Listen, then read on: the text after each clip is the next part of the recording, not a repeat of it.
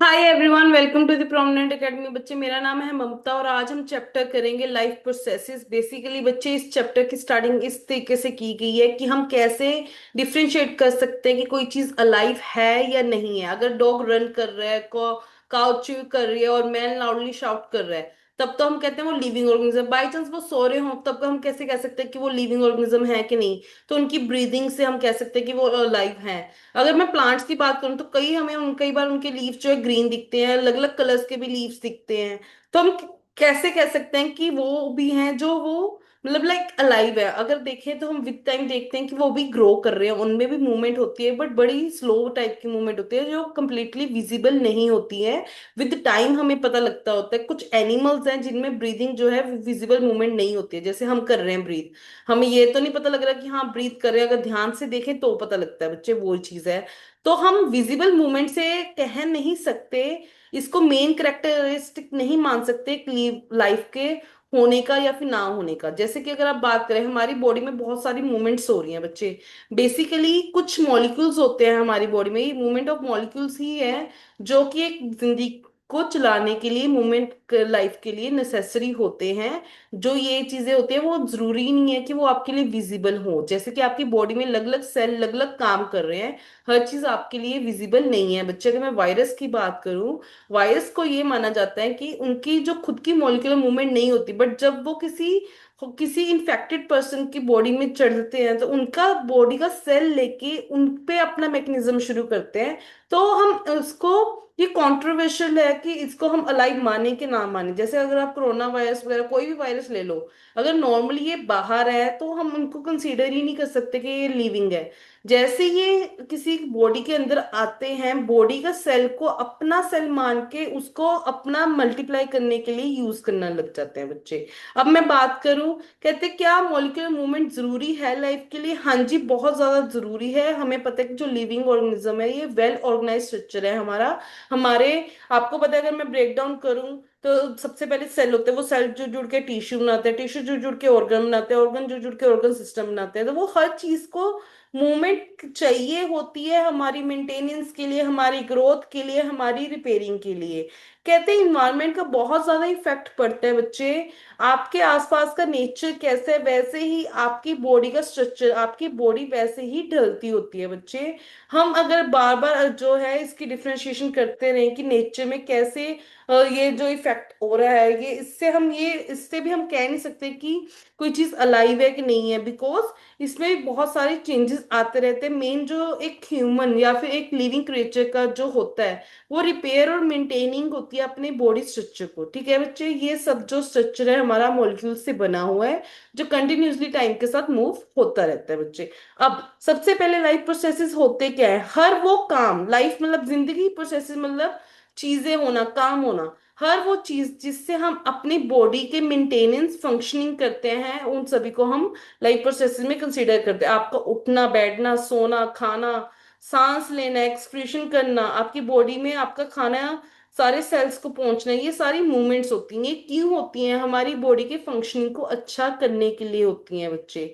अब जो मेंटेनेंस है वो बेसिकली कैसे की जाती है? जो हमारा जो खाना है, सबसे पहले जो हम खाते हैं वो कार्बन फॉर्म में होता है। ठीक है, जो ये कार्बन फॉर्म होती है, ये डिपेंड कर, ये इसकी कॉम्प्लेक्सिटी डिपेंड करती है कि आप किस टाइप के ऑर्गेनिज्म हो और आप किस टाइप के आपकी बॉडी में न्यूट्रिशनल प्रोसेसेस हो रहे हैं। तो बेसिकली जो ये कार्बन डाइऑक्साइड है इसकी, सॉरी, कार्बन प्रोडक्ट है, इसकी ब्रेकडाउन से ही हमारा जो खाना है वो हमें मिलता है। तो मतलब हमें आउटसाइड से अपने ऑर्गेनिजम्स को खाना लेना पड़ता है बच्चे। आउटसाइड सोर्सेज जो है ये वेरी हो सकते हैं एज पर ऑर्गेनिज्म और इन्वायरमेंटल कंडीशंस कैसी हैं। तो जैसे अगर मैं बात करूं, बेसिकली इसमें क्या होता है कि जो हमारे सोर्सेज हैं, ये जो कार्बन बेस्ड प्रोडक्ट है, इससे हम एनर्जी लेते हैं, जो हम वेरियस हमारे जो मॉलिक्यूलर मूवमेंट्स हो रही हैं बॉडी में उसको मेंटेन करते हैं, हमारी ग्रोथ के लिए यूज करते हैं, हमारी रिपेयरिंग के लिए। केमिकल रिएक्शंस होते हैं हमारी बॉडी में, जिसे हम ऑक्सीडाइजिंग एंड रिडक्शन रिएक्शंस कहते हैं बच्चे। यही मोस्टली जो रिएक्शंस है हमारी बॉडी में होते हैं जिससे हमारे मॉलिक्यूल्स की ब्रेकडाउन होती है। ऑर्गेनिज्म जो है ये ऑक्सीजन को यूज करते हैं बाहर से, आपको पता है हम बाहर से ऑक्सीजन लेते हैं। इसी प्रोसेस के थ्रू ये क्या करते हैं, जो हमारे पास फूड सोर्स था उसको ब्रेक डाउन करते हैं, और सेलुलर की जो हर सेल की अपनी अपनी नीड है उसके अकॉर्डिंग उसको वो चीज प्रोवाइड करते हैं। बेसिकली ये रेस्पिरेशन का ही प्रोसेस हुआ। आप जो ब्रीदिंग करते हैं, ब्रीदिंग मतलब सांस लेना और छोड़ना। रेस्पिरेशन का मतलब क्या होता है कि जो आपने खाना लिया है, ऑक्सीजन की हेल्प से उसको तोड़ के उससे एनर्जी लेना इज नोन एज रेस्पिरेशन। अब सिंगल सेल और मल्टी सेलुलर में क्या फर्क होता है? सिंगल सेल ऑर्गेनिज्म मतलब एक सेल से बना हुआ ऑर्गेनिज्म है, तो उसमें कोई स्पेशल ऑर्गन नहीं होंगे। जो एक्सचेंज ऑफ गैसेज है या फिर रिमूवल ऑफ वेस्ट है, वो सब चीजें नेसेसरी है, वो थ्रू आउट द बॉडी एक बार में ही हो जाएगा, क्योंकि वो डायरेक्ट कंटेक्ट में होगा इन्वायरमेंट के साथ। वही मल्टी सेलुलर ऑर्गेनिज्म की बात करूं तो उसका हर सेल जो है वो डायरेक्ट कांटेक्ट में नहीं हो सकता इन्वायरमेंट के साथ, तो सिंपल डिफ्यूजन का प्रोसेस जो है हर सेल की रिक्वायरमेंट पूरी नहीं कर सकता इन मल्टी सेलुलर ऑर्गेनिज्म। जब मैं मल्टी सेलुलर ऑर्गेनिज्म की बच्चे बात कर रही हूँ, तो मल्टी सेलुलर ऑर्गेनिज्म जो है इनके हर सेल हर बॉडी पार्ट के एक स्पेशलाइजेशन है। हमारे बॉडी के हर पार्ट के एक अलग फंक्शनिंग है, हम अलग काम करते हैं, स्पेशलाइज टिश्यू होते हैं। कोई भी काम करना हो, ये हमारे लिए सरप्राइजिंग नहीं है कि हम खाना लेते हैं या फिर ऑक्सीजन लेते हैं, बट इनको हमारे लिए स्पेशलाइज्ड टिश्यूज बने हुए हैं कि कहाँ से हम लेंगे, फिर वो सारी बॉडी में ट्रांसपोर्ट भी करवाना है। तो इन शॉर्ट हमारी बॉडी में प्रॉपर ट्रांसपोर्टेशन सिस्टम भी है, जिससे हम जो खाना और ऑक्सीजन ले रहे हैं वो एक प्लेस से दूसरी प्लेस में हमारी बॉडी में हम ट्रेवल करें। अब जो केमिकल रिएक्शंस हो रहे हैं कार्बन सोर्सेज और जो हमारे ऑक्सीजन है, इससे एनर्जी जो जनरेट हो रही है बच्ची, एनर्जी के साथ साथ बाई प्रोडक्ट्स भी जनरेट होते हैं जो हमारे लिए यूजलेस भी हैं, इसके साथ साथ हार्मफुल भी हो सकते हैं। तो उनको हमारी बॉडी में से डिस्कार्ड करना भी जरूरी है बच्चे। वो किसके थ्रू होता है? एक्सक्रीशन के थ्रू। तो बेसिक रूल हमारी बॉडी का क्या है कि वो मल्टी सेलुलर ऑर्गेनिज्म इस तरीके से स्पेशलाइज्ड टिश्यू बनाए जिससे वो एक जो वेस्ट प्रोडक्ट है उसको भी बाहर निकाल पाए। तो इसके लिए भी सेपरेट एक ट्रांसपोर्टेशन सिस्टम चाहिए, जिससे हमारे हर सेल में से जो वेस्ट है वो एक्सक्रीटरी टिश्यू के थ्रू बाहर निकल पाए बच्चे। अब कहते हैं डिफ्यूजन जो है वो इनसफिशिएंट कैसे है ऑक्सीजन की रिक्वायरमेंट पूरी करने के लिए एक मल्टी सेलुलर ऑर्गेनिज्म है लाइक ह्यूमन। बच्चे जैसे अब मैंने बताया, जो डिफ्यूजन प्रोसेस होता है उसमें बेसिकली क्या है, हर सेल डायरेक्ट कांटेक्ट में होता है एनवायरनमेंट के साथ, बट आपको भी पता है हमारी बॉडी में अलग अलग सेल है। क्या हर सेल डायरेक्ट कांटेक्ट में है और बाहर एनवायरनमेंट के साथ? सपोज करो आपका हार्ट ही लगा लो, हार्ट को क्या डायरेक्ट ऑक्सीजन सप्लाई हो सकती है? पहले आपको माउथ से लेना पड़ेगा, लंग्स लेंगे, फिर उसके बाद ब्लड में सर्कुलेट करके तभी पंपिंग होगी। तो ये इसके कारण हमारा जो डिफ्यूजन का प्रोसेस है वो सफिशिएंट नहीं है हमारी ऑक्सीजन की रिक्वायरमेंट को पूरी करने के लिए। कहते हैं आप कौन सा क्राइटेरिया डिसाइड करते हैं कि कोई चीज अलाइव है कि नहीं है? बच्चे अभी हमने देखा कि ग्रोथ है, ग्रोथ भी हम कह सकते हैं, हम मॉलिक्यूलर मूवमेंट्स कह सकते हैं, ये सब जो चीजें हैं इससे हम कह सकते हैं कोई चीज अलाइव है या नहीं है। कहते हैं अब कौन सा आउटसाइड रॉ मटेरियल है ये यूज किया जाता है ऑर्गेनिज्म के लिए, ऑर्गेनिज्म के द्वारा। बेसिकली बच्चे क्या है, जैसे हम फूड भी बाहर से ले रहे हैं, ऑक्सीजन भी बाहर से ले रहे हैं। अगर प्लांट्स की बात करूं तो वो कार्बन डाइऑक्साइड बाहर से ले रहे हैं, वो पानी बाहर से ले रहे हैं। तो ये सारे आउटसाइड रॉ मटेरियल है जो एक ऑर्गेनिज्म ले रहा है। और उसके बाद कहते हैं कौन कौन से प्रोसेसेस एसेंशियल है लाइफ को मेंटेन करने के लिए। बच्चे अभी हमने की है सबसे पहले न्यूट्रिशन। न्यूट्रिशन मतलब क्या होता है? सबसे पहले आपको न्यूट्रिशन, चलो अभी तो मैं डिटेल में करवाऊंगी। न्यूट्रिशन मतलब खाना लेना, फिर रेस्पिरेशन, जो खाना लिया उसको ऑक्सीजन के साथ रिएक्ट करवा के ब्रेक डाउन करवाना जिससे हमारी एनर्जी प्रोड्यूस हो, फिर उसके बाद जो ये चीजें हैं इनको ट्रांसपोर्ट करवाना, फिर इसमें से वेस्ट भी निकलेगा, वो वेस्ट को एक्सक्रीटरी सिस्टम के थ्रू बाहर करना, एक्सक्रीशन का प्रोसेस करवाना। ये बेसिक स्टेप्स होते हैं जिसमें हम आज जो पहले करने वाले हैं वो है न्यूट्रिशन का बच्चे। सबसे पहले न्यूट्रिशन होती क्या है आपको ये समझ आना चाहिए। न्यूट्रिशन क्या है? एक प्रोसेस है जिससे एक कोई ऑर्गेनिज्म जो है अपनी बॉडी में फूड लेता है और उसको अपने सेल के अकॉर्डिंग, हर सेल को क्या क्या चाहिए वो चीज उसको प्रोवाइड करता है। जो आप खाते हो ना वो न्यूट्रिएंट्स माने जाते हैं बच्चे। वो न्यूट्रिएंट्स जो है वो उनको लेने के प्रोसेस को ही हम कहते हैं न्यूट्रिशन। ठीक है बच्चे? अब how do living things get their food? कहते हैं लिविंग थिंग्स कैसे अपना फूड लेती है। आप किस टाइप के ऑर्गेनिज्म हो और आपके एनर्जी और मटेरियल की रिक्वायरमेंट क्या है उसके अकॉर्डिंग ही हम जो ये फूड मटेरियल है ये लेते हैं बच्चे। बेसिकली हम इनऑर्गेनिक फॉर्म में लेते हैं, मतलब कार्बन डाइऑक्साइड या फिर वाटर की फॉर्म में लेते हैं। जैसे कुछ ऑर्गेनिज्म है उनकी बात की गई है, वो क्या करते हैं, जैसे फॉर एग्जांपल ऑटोट्रॉफ की बात करूं, ग्रीन प्लांट्स एनिमल्स की बात कर रही हूँ मैं, बैक्टीरियाज की बात कर रही हूँ, ये क्या करते हैं सिर्फ इन्वायरमेंट से कार्बन डाइऑक्साइड लेते हैं, वाटर लेते हैं और अपना खाना खुद बनाते हैं। वही खुद कुछ ऑर्गेनिज्म ऐसे होते हैं जो जिनमें कॉम्प्लेक्स सब्सटेंसेस होते हैं, वो अपना खाना खुद नहीं बना सकते, बट वो जो खाना बाहर से लिया है उसको ब्रेक डाउन कर सकते हैं, सिंप्लीफाई कर सकते हैं और फर्दर उसको यूज यूज कर सकते हैं अपनी ग्रोथ के लिए। तो बेसिकली जो ये ब्रेक डाउन होती है वो स्पेशल टाइप के वो एंजाइम से होते हैं, जिसे हम बायोकैटलिस्ट कहते हैं, जिन्हें हम एंजाइम्स कहते हैं, जो हेटरोट्रॉफिक्स हैं, ये सर्वाइव करते हैं डायरेक्टली और इनडायरेक्टली ऑटोट्रॉफिक पे डिपेंड होके। हेटेरोट्रॉफिक की एग्जांपल लूं तो एनिमल्स और फंजाई हो गया बच्चे। अब मैं सबसे पहले मैंने बात ये की है कि न्यूट्रिशन है। अब न्यूट्रिशन मैंने कहा है कि जो न्यूट्रिशन है वो दो टाइप का है, ऑटोट्रॉफिक एंड हेट्रो।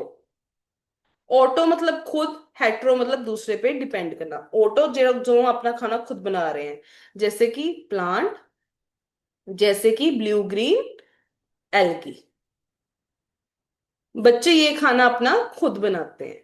तो बेसिकली इसमें क्या होता है कि ये इन्वायरमेंट से बेचे, अगर मैं सबसे पहले बात करूं अपना इसकी प्लांट्स की, तो इसमें आपको थोड़ा सा पहले इसको समझाते चलती हूँ। फोटोसिंथेसिस का एक प्रोसेस, फोटो फोटो मतलब लाइट, सिंथेसिस मतलब बनाना। लाइट की प्रेजेंस में खाना बनाना इज नोन एज फोटोसिंथेसिस। तो कार्बन और एनर्जी रिक्वायरमेंट जो है ऑटोट्रॉफिक ऑर्गेनिज्म फुलफिल करते हैं by the process of photosynthesis. इस प्रोसेस में क्या होता है, जो ऑटोट्रॉफ्स होते हैं वो सब्सटेंस को एनवायरनमेंट से लेते हैं, उसको कन्वर्ट करते हैं, फिर उसको स्टोर करते हैं एनर्जी की फॉर्म में। जो ये मटेरियल होते हैं बच्चे, वो क्या क्या लेते हैं, कार्बन डाइऑक्साइड लेते हैं और वाटर लेते हैं और इसको कन्वर्ट कर देते हैं कार्बोहाइड्रेट्स में, किसकी प्रेजेंस में, सनलाइट और क्लोरोफिल। तो बेसिकली मैं बात कर रही हूँ कि मैं कह रही हूँ कि प्लांट जो है कार्बन डाइऑक्साइड ले रहे हैं और वाटर ले रहे हैं, किसकी प्रेजेंस में, सनलाइट होनी चाहिए और क्लोरोफिल होना चाहिए। मतलब बेटे इनमें से अगर एक भी चीज नहीं हुई तो आपका खाना कभी भी बन ही नहीं सकता। तो इन्होंने क्या है, कार्बन कंपाउंड्स बनता है।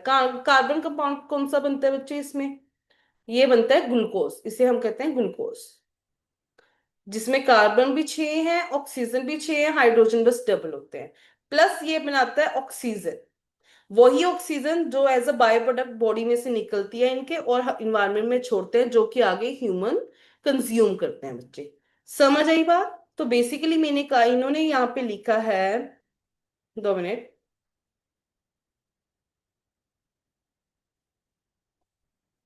बेसिकली इन्होंने यहाँ पे क्या लिखा है कि कार्बन डाइऑक्साइड और वाटर को लिया जाता है किसकी प्रेजेंस में, सनलाइट और क्लोरोफिल की, जिसमें कार्बोहाइड्रेट जो है वो बनते हैं, जिनको फर्दर यूटिलाइज किया जाता है एनर्जी के लिए।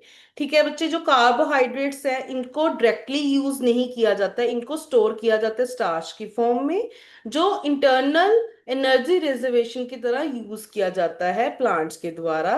किसी सिचुएशन में ये भी होता है कि जो फूड है वो हम खाते हैं, वो हम ग्लाइकोजन की फॉर्म में खाते हैं, जो इनकी स्टोर्ड फॉर्म होती है बच्चे। ठीक है।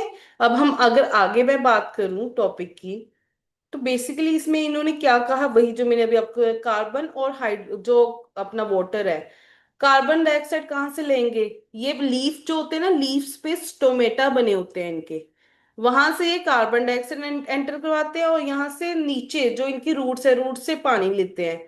क्लोरोफिल भी इनके लीव्स में प्रेजेंट है, तो सनलाइट वहां से ट्रैप करवाते हैं, ये चीजें मिक्स होती है, खाना बनता है, ऑक्सीजन बनती है और वाटर बनता है। बेसिकली इसमें क्या है, लाइट एनर्जी जो क्लोरोफिल है वो अब्सॉर्ब करता है, जो लाइट एनर्जी है वो उसको केमिकल एनर्जी में कन्वर्ट करता है, जिससे जो हमारा वाटर का मॉलिक्यूल है ये हाइड्रोजन और ऑक्सीजन में टूट जाता है बच्चे। उसके बाद जो हमारा कार्बन डाइऑक्साइड है ये भी टूट के किस में कन्वर्ट हो जाता है बच्चे, कार्बोहाइड्रेट्स में। जो ये स्टेप्स हैं ये वन आफ्टर अनदर हो इमिडिएटली, ये जरूरी नहीं है। फॉर एग्जांपल अगर मैं डेजर्ट प्लांट्स की बात करूं, जो कार्बन डाइऑक्साइड वो क्या करते हैं, रात को लेते हैं, प्रिपेयर अपना खाना साथ के साथ कर देते हैं और एनर्जी को एब्जॉर्ब करते हैं during day time by the chlorophyll. ठीक है।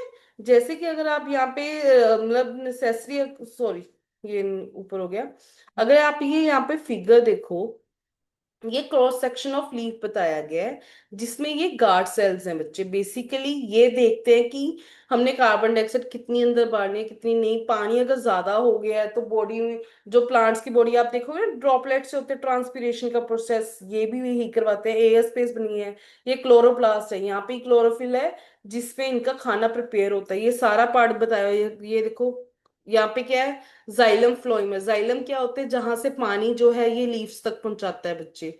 ये चीज बताई हुई है आपको, ठीक है।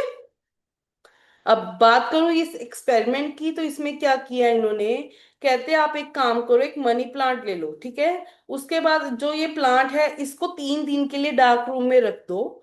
और कि जो हमारा जो स्टार्च है, स्टार्च क्या बताया था मैंने, जो ये खाना बनाते हैं कार्बोहाइड्रेट के फॉर्म में, उसको बाद में स्टोर करते हैं स्टार्च की फॉर्म में।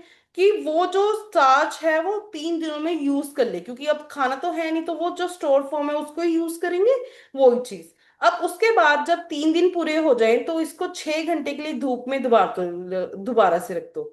अब क्या करो, एक प्लग कर लो एक लीफ को प्लांट प्लांट में से, उसको ऊपर मार्किंग कर दो ग्रीन एरियाज की।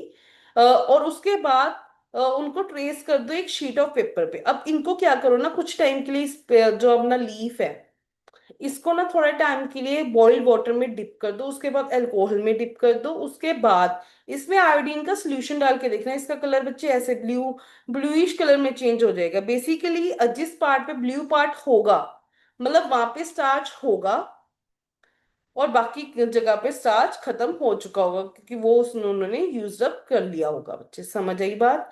अब अगर मैं बात करूं, ये स्टोमेटा पार्ट है। इसमें मैंने कहा था ये गार्ड सेल्स हैं। ये यहाँ से जो एंट्री है, यहाँ से ऑक्सीजन की एंट्री, सॉरी कार्बन डाइऑक्साइड की एंट्री और ऑक्सीजन की रिमूवल होती है। ये जब चाहिए तो ओपन होते हैं, जब नहीं चाहिए तो ये बंद हो जाते होते हैं बच्चे। ये मैसिव जो एक्सचेंज होता है ये इन पोर्स के थ्रू ही होता है, for the purpose of photosynthesis.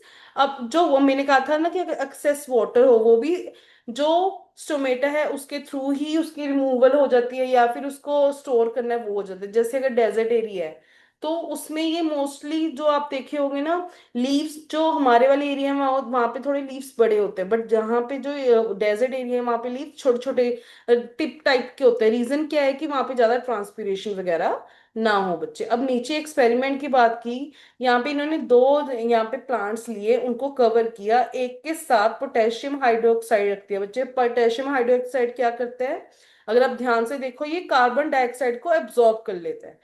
अब मैंने आपको बताया कि अगर प्लांट ने खाना बनाना है उसको चारों चीजें चाहिए, कार्बन डाइऑक्साइड भी चाहिए, वाटर भी चाहिए, सनलाइट भी चाहिए, क्लोरोफिल। अगर एक भी चीज नहीं होगी तो वो खाना बना पाएगा, कभी नहीं बना पाएगा। तो इन्होंने कहा कि अगर आप इनको देखो, इनको प्लांट्स को 2 घंटे के लिए धूप के पास रख दो, तो इन्होंने कहा है कि चेक करो कि इसमें क्या सेम अमाउंट ऑफ स्टार्च होगी कि नहीं होगी। बच्चे कभी नहीं होगी। रीजन वाइल क्या है कि इसमें तो जो कार्बन डाइऑक्साइड है वो ये यूटिलाइज कर अपना खाना बनाने के लिए, बट इस केस में क्या है कि जो ये पोटेशियम हाइड्रोक्साइड पड़ा है ये भी कार्बन डाइऑक्साइड ले रहे हैं, तो कहीं ना कहीं यहाँ पे जो कार्बन डाइऑक्साइड है वो डेफिशिएंट है, जिसके कारण जो खाना है कंपैरेटिवली इससे कम बनेगा बच्चे। हमने पीछे अभी पढ़ा था कि कार्बन डाइऑक्साइड ब्रेक होके क्या, हमने दिए यहाँ पे 2 स्टेप पढ़े थे। जो पानी है वो टूटता है, और टूट के क्या बनाता है बच्चे, पानी जो है वो टूट के क्या बनाता है बच्चे, हाइड्रोजन ऑक्सीजन। और जो हमारा कार्बन डाइऑक्साइड है वो रिड्यूस होता है किसमें, कार्बोहाइड्रेट्स में। तो ये सभी चीजें इंपॉर्टेंट है, अगर ये सब चीजें होंगी तभी ये मूवमेंट हो पाएगी बच्चे। अब अगर मैं बात करूं, तो इससे ये डिफाइन होता है कि हर चीज जो है, जो सनलाइट है वो एसेंशियल है, और जो उसके अंदर जो कार्बन डाइऑक्साइड है वो एसेंशियल है। हर चीज एसेंशियल है बच्चे, एक भी चीज नहीं होगी तो आपका खाना जो है वो प्रिपेयर नहीं होगा। जो ऑटोट्रॉफ है वो एनर्जी की रिक्वायरमेंट को एज ई फॉर्म ऑफ अपनी बॉडी में जो करते हैं वो खुद फोटोसिंथेसिस के थ्रू करते हैं। इसके अलावा अदर मटेरियल जैसे नाइट्रोजन हो गया, फॉस्फोरस हो गया, आयरन मैग्नीशियम हो गया, ये सब कुछ ये मिट्टी से लेते हैं। नाइट्रोजन जो है ये यूरिया वगैरह नहीं कहते कि फार्मर्स बहुत ज्यादा यूरिया डाल देते हैं खेतों में, इतना नहीं डालना चाहिए, फर्टिलाइजेशन खत्म हो जाती है। एक फिक्स अमाउंट चाहिए होती है किसी भी प्लांट को नाइट्रोजन की भी। क्यों? क्योंकि हर नाइट्रोजन जो कंपाउंड्स होते हैं ना बच्चे, वो प्रोटीन की सिंथेसिस में हेल्प करते हैं, जिससे कोई भी बॉडी है वो स्ट्रांग बनती है, चाहे हम में चाहे प्लांट है। तो नाइट्रोजन चाहिए, बट एक लिमिटेड अमाउंट में चाहिए होता है। बेसिकली ये क्या करते हैं, ये इनऑर्गेनिक नाइट्रेट्स या फिर नाइट्राइट्स की फॉर्म में इनटेक करते हैं, जिसको फर्दर जो बैक्टीरियाज है वो एटमॉस्फेयर से लेके ऑर्गेनिक कंपाउंड्स में कन्वर्ट करके इनको प्रोवाइड कर देते हैं। ये तो किया था बच्चे हमने टोटली अब ऑटोट्रॉफिक के बारे में। हेटरोट्रॉफिक हम हुए हैं जो दूसरे पे डिपेंड करते हैं खाने के लिए। बच्चे ये भी थ्री पार्ट्स में डिवाइडेड है हेटरोट्रॉफिक। एक तो होते हैं सेप्रोफिटिक, एक होते हैं पैरासिटिक, और एक होते हैं होलोजोइक। सेप्रोफिटिक जो डेड ऑर्गेनिज्म, जो चीजें हम दफना देते हैं कुछ टाइम के बाद हम कह देते हैं कि वो चीजें जो है वो खत्म होगी, वो कैसे होते हैं? कुछ ऑर्गेनिज्म मिट्टी में होते हैं बच्चे, वो क्या करते हैं अपने मुंह में से डाइजेस्टिव एंजाइम गिरते हैं जिससे कॉम्प्लेक्स जो सब्सटेंस होता है वो सिंपल में ब्रेक डाउन होता है, ऐसे करते करते वो खाना खा लेते हैं। वही पैरासिटिक ये दो टाइप के होते हैं, एक एक्टो पैरासिटिक, एक एंडो। एक्टो वो वाले जो बॉडी के बाहर रहते हैं, जैसे आपके बालों में टिक्स हो बेसिकली, जैसे अगर मैं बात करूं जुएं, वही एंडो में आ गया। जैसे हमारे पेट में वॉर्म्स होते हैं, आपको पता ही है, वो चीजें होंगी। फोलोजोइक जो अपना खाना जो है वो मुंह से लेते हैं बच्चे।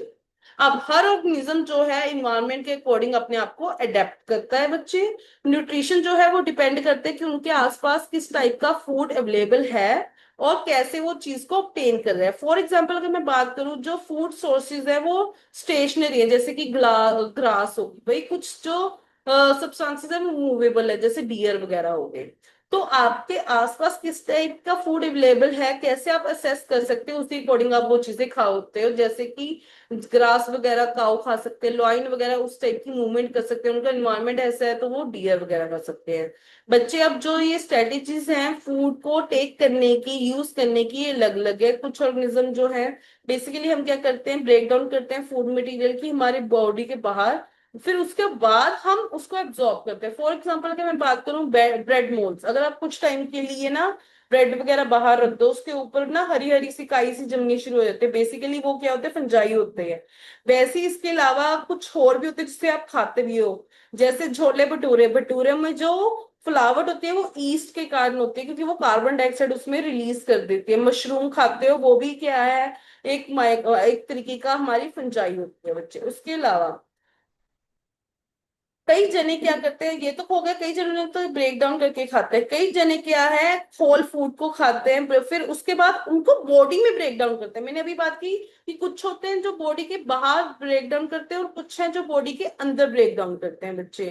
कहते हैं इसमें क्या है कि वो क्या ले रहे हैं और किसको ब्रेक डाउन करते हैं, वो डिपेंड करता है कि उनकी बॉडी डिजाइन कैसा है, उनकी बॉडी का फंक्शन कैसे है। बच्चे अगर आपको मैं एक बात बताऊं, हमारी बॉडी में ना स्मॉल इंटेस्टाइन के साथ एक पार्ट जुड़ा हुआ है जिसका नाम अपेंडिक्स है। पहले हम रॉ मीट्स खाते थे, ग्रासेस खाते थे, तो वो पार्ट की जरूरत थी। अब हम वो चीजें नहीं खाते तो वो हमारी बॉडी में एसच पड़ा है, बट उसको हम यूज नहीं करते हैं। तो यही वही चीज है कि हमारी बॉडी कैसे किस चीज को ब्रेक डाउन करते हैं, उसी अकॉर्डिंग वो हमारी बॉडी का डिजाइन बना होता है, वैसे हम फंक्शन करते हैं। कहते हैं कुछ ऑर्गेनिज्म है बच्चे, वो न्यूट्रिशन जो है प्लांट से भी लेते हैं और एनिमल से भी लेते हैं विदाउट किलिंग देम। अगर मैं बात करूँ, आप दूध वगैरह के प्रोडक्ट्स भी लेते हो एनिमल से। अगर मैं बात करूं, अगर आप लाइक अगर मैं दही की बात करूं, वो लिविंग ऑर्गेनिज्म वगैरह हो गया, वो सारी चीजें। पैरासिटिक न्यूट्रिशन स्ट्रेटेजी जो है वो वाइडली जो है, इसमें वाइड मतलब वाइड लेवल पे ऑर्गेनिजम्स अवेलेबल है, लाइक टिक्स हो गया, लीज हो गया, लीचीज हो गया, टेप वॉर्म्स हो गया, जो मैंने आपको बताया कि हमारी बॉडी के अंदर भी हो सकते हैं बाहर भी हो सकते हैं। उसके बाद कहते हैं एक ऑर्गेनिज्म न्यूट्रिशन कैसे लेता है बच्चे। पहली बात तो आपको एक बेसिक प्रोसेस बताती हूँ। हमारी बॉडी में एक सिंपल प्रोसेस होता है, सबसे पहले इंजेशन होता है, खाने को अंदर लिया जाता है। फिर डाइजेशन होती है, डाइजेशन में क्या होता है कि वो जो खाना लिया है वो कॉम्प्लेक्स फॉर्म में होता है, उसको सिंपल फॉर्म में तोड़ा जाता है। फिर उसके बाद होती है एब्जॉर्प्शन। एब्जॉर्प्शन में क्या होता है कि जो मैंने खाना तोड़ा था वो सेल्स एब्जॉर्ब कर देते हैं। फिर होती है एसिमिलेशन। एसिमिलेशन में क्या होता है कि जो सेल ने अब एब्जॉर्ब किया, हर सेल की डिमांड, ये तो होगा नहीं हर सेल को सेम चीज चाहिए, जिस सेल को क्या चाहिए वो उसी अकॉर्डिंग अपनी बॉडी में लेगा, और जो फालतू चीज है उसको बाहर निकाल देगा, उसको हम कहते हैं इजेशन। समझ आई बच्चे? अब यहाँ पे अमीबा का आपको बताया गया, ये सबसे ज्यादा इंपॉर्टेंट है। यहाँ पे फूड पार्टिकल देखा है इसने, ये सूडो, जहां पे भी आप वर्ड सूडो मानोगे देखोगे वो उसका मतलब होता है फॉल्स, झूठा। ये झूठा सा मुंह बना लेगा कि ये इसका खुद का। पहली बात तो आपको पता होना चाहिए, अमीबा की कोई शेप नहीं होती, ये सिंगल सेल होता है। ये क्या करता है बेसिकली, एक सूडोपोडिया बना देता है, फिर एक फूड वैक्यूल बनाता है। बेसिकली इसमें क्या होता है, ये फूड कॉम्प्लेक्स जो है वैक्यूल बनाता है, फूड पार्टिकल अंदर लेता है, इसको कॉम्प्लेक्स को सिंपल में कन्वर्ट करता है, फिर उसके बाद सारे सेल में डिफ्यूज करवा देता है। जो रिमेनिंग वेस्ट होता है बच्चे, फिर उसको बॉडी में से थ्रू आउट बाहर निकलवाते हैं। वही ये देखो यहाँ पे अमीबा के बारे में यही सब कुछ लिखा है। उसके बाद अगर मैं पेरिनिशियम की बात करूं, ये भी बच्चे यूनिसेलुलर ऑर्गेनिज्म है। इसमें डिफाइंड, जैसे इसमें तो इसको नकली मुंह बनाना है, उसके तो एक प्रॉपर शेप बनी हुई है कि कहाँ एक स्पेसिफिक स्पॉट बना हुआ है, कहाँ से वो खाना लेगा। वो मूवमेंट जो होती है जो उसकी खाने की, वो सीलिया के थ्रू होती है। बेसिकली बच्चे बॉडी में ना इस टाइप के ये ऐसे ऐसे बने होते हैं। ये आप बात करोगे तो हमारे भी फूड लाइन में ऐसे बने हुए हैं जिससे जो मूवमेंट है खाने की वो इजिली हो पाए। ठीक है बच्चे, ये चीज बताइए आप। यही जो मैंने अभी आपको इरेज करके बता रही हूँ कि पहले इंजेशन होता है, फिर डिजेशन होता है, फिर एब्जॉर्प्शन होता है, एसिमिलेशन होता है, फिर एक एक्सक्रीशन होता है। यही ह्यूमन में भी सेम ऐसे ही होता है। सबसे पहले हम बात करें एलिमेंट्री ग्लैंड की। ये बेसिक रूट है जो कि हमारा माउथ से लेके एनस तक है। आपको ये बता दूं एलिमेंट्री कैनाल किसे कहते हैं, जहां से हमारा खाना जो है सारी बॉडी में मूव होते एंड तक एनस तक जाता है, कि उसके बाद हम एक्सक्रीट करते हैं वहां तक के। जो केनाल होता है उसको हम कहते हैं एलिमेंट्री केनाल। जो ये ट्यूब्स हैं इनके डिफरेंट डिफरेंट पार्ट हैं, हर रीजन के एक स्पेसिफिक फंक्शन है, और इनके बारे में अब हल्का हल्का सा अब डिस्कस करना शुरू करेंगे। जैसे कि इन्होंने कहा है, कहते हैं हम various type of food product खाते हैं जो कि पास होते हैं हमारे डाइजेस्टिव ट्रैक्ट से। नेचुरली जो फूड है वो प्रोसेस होता है, तो प्रोसेस किया जाता है कि उसको हम स्मॉल भी हो और सेम टेक्सचर का हो, कि जिससे हमारी जो फूड की क्रशिंग है वो टीथ के थ्रू हो जाए। बेसिकली बच्चे मैं कुछ भी खा रही हूँ तो कहते हैं ना प्रॉपरली उसको चबा के खाओ। तो बेसिकली मैं उसको क्या कर रही हूँ, उसकी ब्रेक डाउन कर रही हूँ। हमारी जो लाइनिंग है हमारे कनाल की वो सॉफ्ट होती है, जिससे जो हमारा फूड है वो इसलिए इजली जो पास हो जाए। वह जब हम कुछ ऐसा खाते हैं मतलब कहते हैं ना, जब हम किसी को खाते देखते हैं हमारे मुंह में वाटर आता है, तो वो एक्चुअली क्या है कि वो वाटर नहीं है, वो एक फ्लूइड है जिसे हम सलाइवा कहते हैं, जो कि स्क्रीट किया जाता है सलाइवरी ग्लैंड से। अदर जो एक्सपेक्ट है, जो हम फूड है वो इंजेक्ट कर रहे हैं, वो कॉम्प्लेक्स नेचर का होता है बच्चे। अब अगर हम उसको अपनी बॉडी में इंजेक्ट कर रहे हैं, उसके बाद उसकी ब्रेक डाउन हो जाती है बच्चे सिंपल मॉलिक्यूल में। ये किसकी हेल्प के थ्रू होता है, मैंने अभी आपको बताया था, अगर आपने स्टार्टिंग में समझा होगा। बायो कैटलिस्ट होते हैं। बायो कैटलिस्ट मतलब वो चीजें जो तोड़ने में हेल्प कर, जहां पे भी लिस्ट वर्ड आ जाए उसको मतलब तोड़ने में। एंजाइम होते हैं हमारी ना स्लाइवा में, सिर्फ एक एंजाइम है जो है अमाइलेज। तो हमारे पहली बात तो आपको ये एक चीज पता होनी चाहिए, माइक्रो न्यूट्रिएंट्स क्या होते हैं और मैक्रो कौन से होते हैं। मैक्रो मतलब जो ज्यादा क्वांटिटी में चाहिए, माइक्रो जो थोड़ी क्वांटिटी में चाहिए। मैक्रो न्यूट्रिएंट्स में आते हैं carbohydrates, protein and fats. Micro में आते हैं जो स्मॉल अमाउंट में चाहिए बट हमारी बॉडी के लिए जरूरी है। अगर आप नहीं खाओगे तो आपकी बॉडी में आपको बीमारियां, डिजीज, इफेक्ट दिखने शुरू हो जाएंगे। अब सबसे पहले अगर मैं माउथ पार्ट की बात करूं, कहते हैं अच्छे से चबाओ, तो बेसिकली वहां पे क्या है, अमाइलेज का एंजाइम है जो कि कार्बोहाइड्रेट्स को ब्रेक डाउन करता है। मतलब हमारे जो ये वाला पार्ट है इसमें सिर्फ कार्बोहाइड्रेट्स की ब्रेकडाउन होती है और किसी चीज की ब्रेकडाउन नहीं होती। फिर आता है इसोफेगस जिसे हम कहते हैं फूड पाइप। बच्चे इसमें किसी चीज की ब्रेकडाउन नहीं होती, ये सिर्फ एक पैसेज है जो हेल्प करता है माउथ टू स्टमक तक खाना पहुंचाने में। समझ आई बच्चे बात? यहां तक किसी को कोई डाउट बच्चे? अगर आप अंडरलाइन करना चाहते हो तो यहाँ पे ये कर सकते हो कि जो सलाइवा है इसमें एंजाइम कौन सा होता है, सलाइवरी एमेज, जो क्या करता है हमारी जो स्टार्च होती है उसको कॉम्प्लेक्स से सिंपल शुगर में कन्वर्ट करता है, जिससे हमारा जो फूड है वो थोरली मिक्स हो जाता है हमारे थूक में। और जो आगे हमारी जो टंग है वो उसको मूव डाउन करने में हेल्प करती है बच्चे। ये जो चीज है ये हमारी बॉडी ट्रैक में बहुत ज्यादा जरूरी है, जिससे हमारा जो फूड है वो प्रॉपरली आगे तक मूव होता रहे और डाइजेशन होती रहे। अब जो हमारी लाइनिंग होती है कैनाल की, वो मसल्स जो है वो कंट्रैक्ट रिदमिकली करती है, मतलब वो पुश एंड पुल वाला काम करती रहती है, जिससे हमारा जो काम फूड है वो आगे को मूव करता रहे। इसी हम प्रेस्टीलेट मूवमेंट कहते हैं, जो कि हमारे गट तक होती है। अब मैं बात करूं माउथ की, जो फ्रॉम हमारे माउथ है, जहां से हमने खाना लिया और फूड स्टमक तक पहुंचा, वो कहाँ से होता है? वो फूड पाइप से होता है, जिसे हम ईसोफेगस भी कहते हैं। जो स्टमक है बच्चे, वो सबसे लार्ज ऑर्गन है जो एक्सपैंड करता है जब खाना वहां पे पहुंचता है। और आपको पता है सबसे ज्यादा जो हमारा खाना है वो यहाँ पे डिजेस्ट होता है। एक फैट होती है जो कि आगे जो लीवर से जूस निकलता है और पैंक्रियास से जूस निकलता है, वो सारा मिक्स होता है स्मॉल इंटेस्टाइन में, तो वहां पे जाके फैट डाइजेस्ट होते हैं। बट उसके अलावा जो मोस्ट ऑफ द डाइजेशन है वो हमारे स्टमक में कंप्लीट हो जाती है। कहते हैं ना कि खाना जब खाते हो तो इतनी जल्दी मत खाना, क्योंकि आपके स्टमक में ना बच्चे 2 से 3 घंटे, 3 या फिर 4 घंटे लगा लो, तब इतना टाइम लगता है हमारे स्टमक में खाना पहुंचाने के लिए। कहते हैं एक टाइम को जब आप खाना खाते हो तो अप्रोक्सीमेटली 6 घंटे लगते हैं उसको पचने में, मतलब डाइजेशन में। तो बेसिकली क्या है, उसमें से जो मेजोरिटी टाइम है वहां पे स्टमक में होता है। जैसे ही आपके स्टमक से नीचे स्मॉल इंटेस्टाइन में पहुंचता है ना, तभी आपको दोबारा से भूख लगने लग जाती है। बेसिकली क्या है, जो डाइजेशन जो है हमारी स्टमक में, वो कैसी होती है? हमारे स्टमक में गैस्ट्रिक ग्लैंड्स होते हैं जो कि प्रेजेंट होते हैं स्टमक की वॉल्स में। इनमें हाइड्रोक्लोरिक एसिड होता है बच्चे। हाइड्रोक्लोरिक एसिड जो है ना, बहुत स्ट्रॉन्ग एसिड होता है इन नेचर। अगर आप इसको हाथ लगा लोगे ना, आपका हाथ जल जाएगा। ये हमारे फूड ट्रैक में होता है। फिर आप कहोगे फिर हमारी बॉडी क्यों नहीं चलती? बच्चे, हमारी जो वो है स्टमक, उसमें म्यूकस है जो इसको प्रोटेक्ट करके रखता है। और यहाँ पे कौन सा एंजाइम प्रेजेंट है स्टमक में? पेप्सिन। पेप्सिन क्या करेगा? हमारे जो प्रोटीन है उसके ब्रेकडाउन में हेल्प करता है। अभी हमने बात की थी कि माउथ में तो कार्बोहाइड्रेट्स की ब्रेकडाउन होनी शुरू होगी, किसके द्वारा? हाँ हाँ, बोलो बोलो। अमाइलेज के द्वारा। स्टमक में क्या है? पेप्सिन, जो किसकी ब्रेकडाउन कर रहा है? प्रोटीन्स की। हाइड्रोक्लोरिक एसिड क्या करता है बच्चे? ये एसिडिक मीडियम बना देता है, जो कि हमारा जो एक्शन है ये इसका पेप्सिन का, उसको एक्टिवेट करता है। बेसिकली ना पेप्सिन ना जो है वो इनएक्टिव मोड में होता है। जैसे ही जो एसिडिक कंडीशन प्रोवाइड होती है वहाँ हमारे स्टमक में हाइड्रोक्लोरिक एसिड प्रोड्यूस होता है, वैसे ही एक्टिव हो जाता है। उसी अकॉर्डिंग ये फंक्शन जो है हमारे प्रोवाइड करना शुरू कर देता है, हमारे प्रोटीन की ब्रेकडाउन को शुरू कर देता है बच्चे।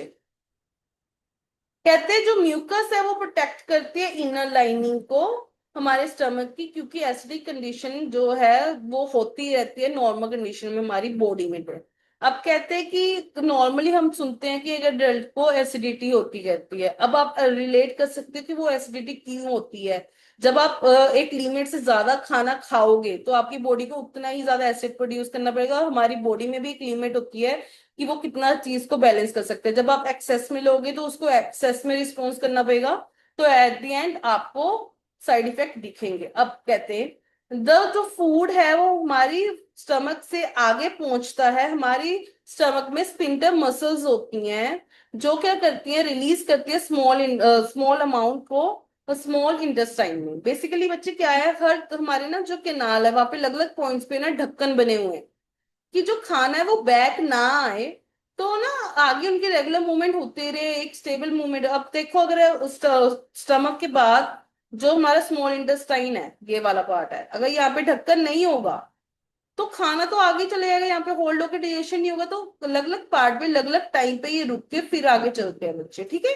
अब मैं बात करूं, कहते हैं जो स्टमक है इसमें जो फूड है वो स्टमक से फूड जो है स्मॉल इंटेस्टाइन में एंटर करता है। ये हमारे एलिमेंट्री प्लांट का सबसे बड़ा पार्ट है। मतलब माना जाता है कि 5 से 6 मीटर की इसकी हाइट होती है आराम से, मेरे ख्याल मीटर और फीट जो भी कह सकते हैं आप। उसके बाद जो है ये एक्सट्रीमली क्वाइल्ड होते हैं, मतलब छोटे छोटे अंदर के अंदर ऐसे ऐसे ऐसे मल्टी क्वाइलिंग होती है बेसिकली इनकी। और जो रिमेनिंग की अब हमारी डाइजेशन थी, मैंने कहा था ना हम खाना लेते हैं फिर डाइजेशन होती है फिर एब्जॉर्प्शन होती है।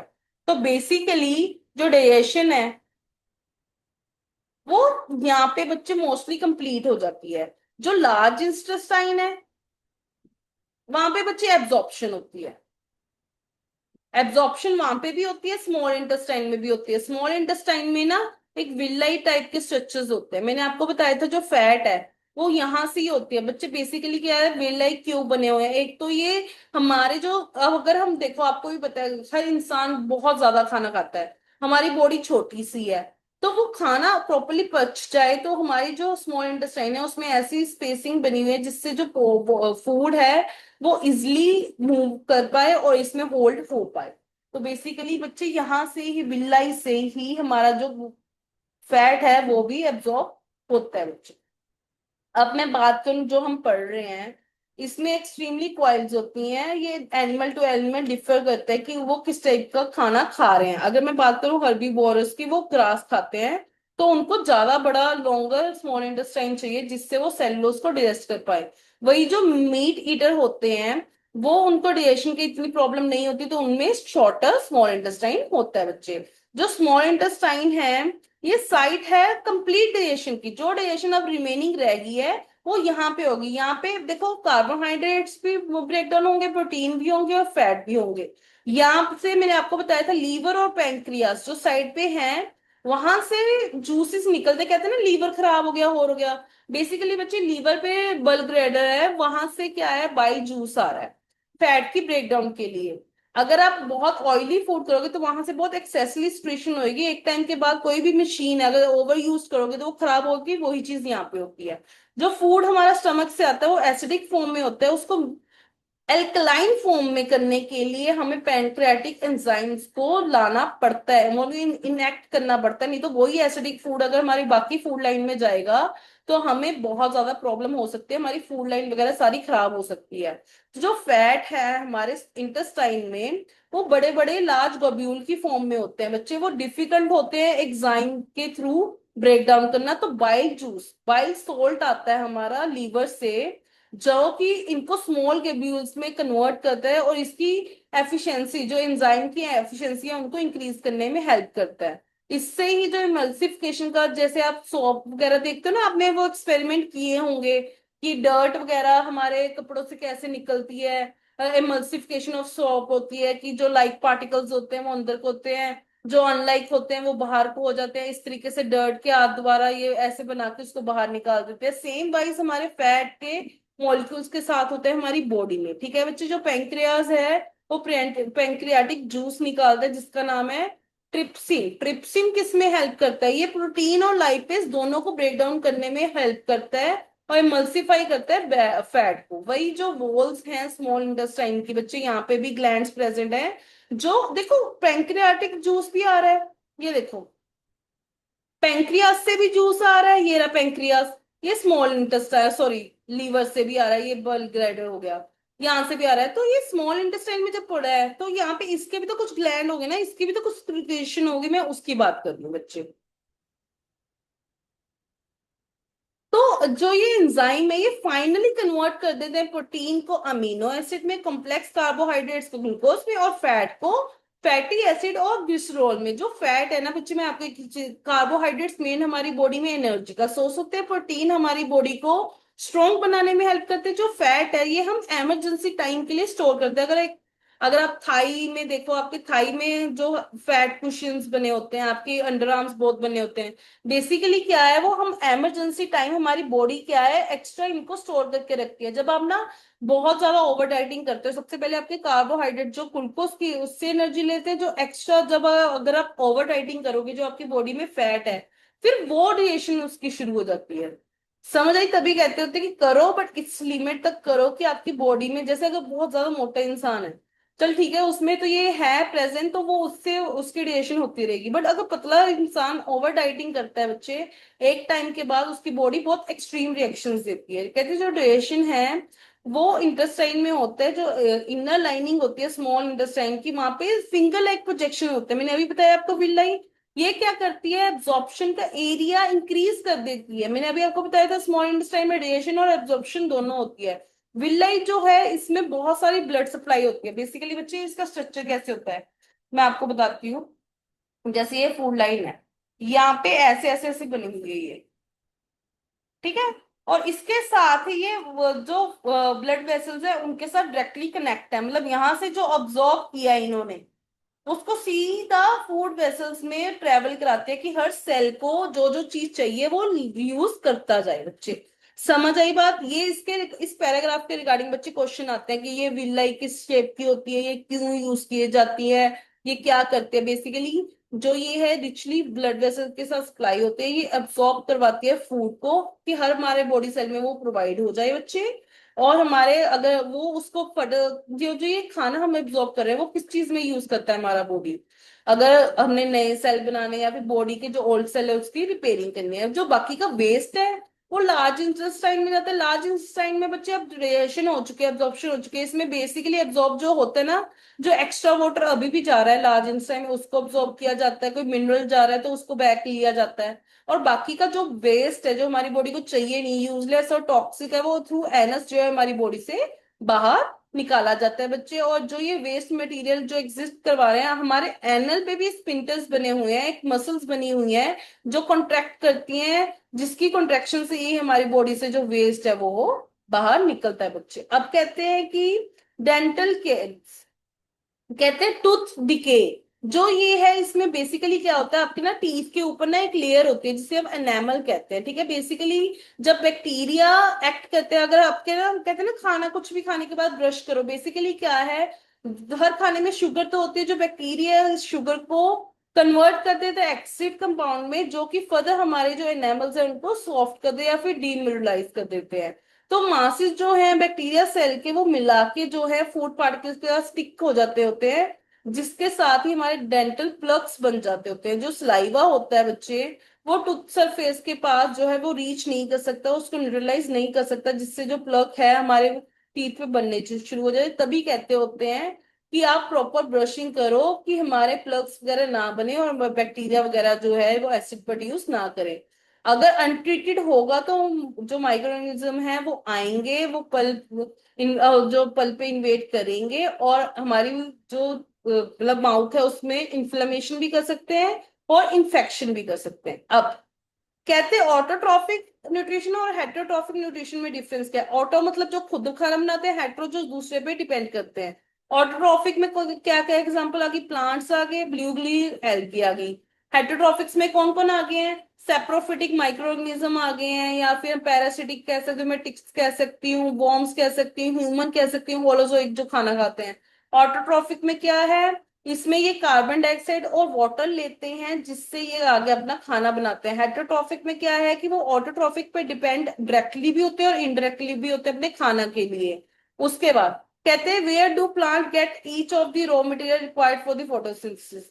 प्लांट को क्या क्या चाहिए बच्चे, एक तो चाहिए कार्बन डाइऑक्साइड, एक चाहिए सनलाइट, एक चाहिए वाटर। कार्बन डाइऑक्साइड सनलाइट वो स्टोमेटा से लेता है, और जो वाटर है वो नीचे रूट से लेता है। कहते हैं जो एसिड है वो स्टोमेटा में क्या रोल प्ले करता है बच्चे। जो स्टोमेटा में हमने पढ़ा था कि पेप्सिन एक हमारा एंजाइम होता है, वो कब एक्टिव होता है, वो तभी एक्टिव होगा जब आपके स्टमक में क्या होगा, HCl। तो HCl प्ले करता है पेप्सिन को एक्टिवेट करने के लिए और हमारी डाइजेशन को प्रॉपर करने के लिए बच्चे। अब कहते हैं जो डाइजेस्टिव एंजाइम्स हैं उनका फंक्शन क्या है। बेसिकली वो क्या करते हैं बच्चे, कॉम्प्लेक्स कंपाउंड को सिंपल सब्सटेंस में कन्वर्ट करने में हेल्प करते हैं। फिर इनका आया कि how is the small intestine design to absorb digestive food. कहते हैं वो कैसे एब्जॉर्ब करवाती है हमारी जो स्मॉल इंटेस्टाइन है, हमने विलाई किए था। विलाई क्या करती है बच्चे, ये जो सरफेस एरिया है उसको इंक्रीज कर देती है, जिससे जो डाइजेशन है वो प्रॉपर हो जाए, फर्दर वो उसकी ऑब्जॉर्प्शन है वो डायरेक्टली, क्योंकि इसमें जो है मल्टीपल क्या है, ब्लड वेसल्स है जो कि डायरेक्ट ब्लड को ब्लड के थ्रू सारे बॉडी सेल्स में जो है हमारा फूड एज पर सेल की रिक्वायरमेंट के थ्रू ट्रांसपोर्ट करवाता है बच्चे। यहाँ यहाँ आज हम यहाँ तक करेंगे। अगर आपको कोई डाउट है या फिर आप कुछ भी समझना चाहते हैं आप कमेंट सेक्शन में बता दीजिए। कल हम शुरू करेंगे रेस्पिरेशन का टॉपिक। Bye bye.